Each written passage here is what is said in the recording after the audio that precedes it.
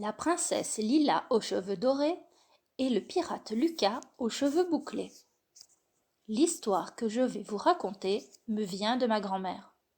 Elle me la racontait toujours avant d'aller dormir.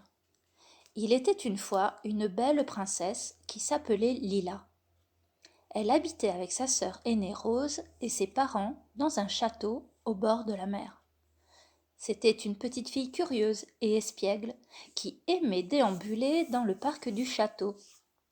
Quand elle rentrait de ses promenades, elle buvait une tasse de chocolat chaud et contemplait le va-et-vient des navires voguant vers des destinations inconnues.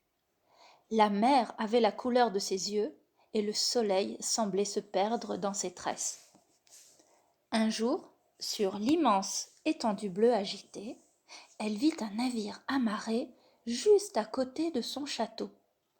Des grandes mouettes blanches aux ailes gris perle riaient, tournant autour du mât. Le vent soufflait très fort. Lila s'approcha du navire, mais le bruit de la mer l'empêchait d'entendre ce que le capitaine disait à l'équipage. Il regardait attentivement une vieille carte en échafaudant des plans. De temps à autre, il vérifiait à gauche et à droite afin de s'assurer que personne ne se promenait aux alentours. C'était évident qu'il ne voulait pas être entendu. Les hommes écoutaient les indications du capitaine Lucas aux cheveux bouclés. C'était un jeune homme aux yeux verts, sa tête bougeait sans cesse et son vif regard se posait partout, enregistrant tout en un clin d'œil. Tous ses mouvements étaient rapides comme ceux de l'écureuil. Il avait un air bien spécial avec ses boucles frisées couvrant son visage. De quoi parlait-il ? Curieuse, Lila courut vers eux et se cacha dans les buissons qui bordaient la plage et les écouta attentivement. Il parlait d'un trésor qui se trouvait dans une caverne sur une île éloignée. Lila ne savait pas à quoi ressemblait un trésor, alors elle décida d'aller, elle aussi, sur l'île mystérieuse au coucher du soleil.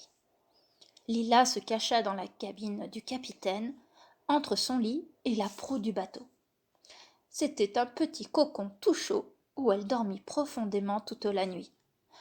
À l'aube, elle eut terriblement peur lorsqu'elle vit à côté d'elle un jeune homme aux cheveux bouclés, avec une longue épée et un chapeau de pirate. Je suis le capitaine pirate Lucas, aux cheveux bouclés. Que fais-tu sur mon bateau ? Les étrangers ne sont pas les bienvenus. Je suis la princesse Lila, aux cheveux dorés. Je vis dans le château qui se trouve au bord de la mer, où vous avez accosté hier. Laissez-moi rester sur votre bateau, s'il vous plaît. Je pourrais vous aider à trouver l'île au trésor. Je connais bien la mystérieuse langue de la mer, et ces vagues écumeuses sont mes amies. Elles répondent à tous mes souhaits. Il suffira de leur montrer votre carte, jaunie et patinée, par le temps, mais elles nous indiqueront tout de suite le chemin. Sans hésitation, Lila prit la carte des mains du capitaine et courut sur le pont du navire. Elle déplia la carte et dit à la mère : « Ma chère amie, amène-nous aussi vite que la lumière sur l'île mystérieuse pour trouver le trésor. » Soudain, le vent commença à souffler fort et emporta avec lui le bateau qui semblait aussi léger qu'un flocon. Le pirate Lucas, aux cheveux bouclés, la regarda avec étonnement. La princesse Lila, aux cheveux dorés, n'avait pas raconté de mensonge. Tout était vrai.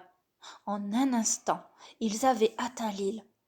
C'était une île exotique avec d'énormes palmiers et de drôles de sortes d'animaux ressemblant à des singes.